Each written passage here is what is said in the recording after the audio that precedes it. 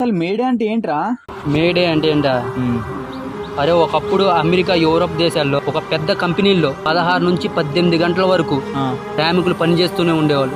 దీనికి వ్యతిరేకంగా 1886లో కార్మికులందరూ చికాగోలోని హే మార్కెట్ దగ్గర అతిపెద్ద నిరసన చేశారు.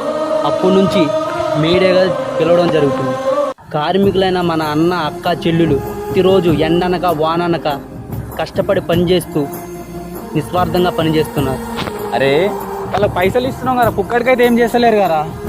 ఒరే నీకు అదే డబ్బులు ఇస్తా, నువ్వు వెళ్ళి మురుగు పనులు పనిచేస్తావా? ఈ మధ్య శ్రమ దోపిడీ కూడా జరుగుతుందిరా. ఒరే వాళ్ళు ఒక 8 గంటలు పని చేస్తే దాంట్లో వాళ్ళు 6 గంటలు 7 గంటలు వేతనం కట్టి డబ్బులు ఇస్తున్నారు. మిగతాదంతా ఆ పై అధికారులు తీసుకుంటున్నారు. మనం ఎప్పుడు అంతే కదా, పేదవారి మీద దోచుకోవడం మన పని.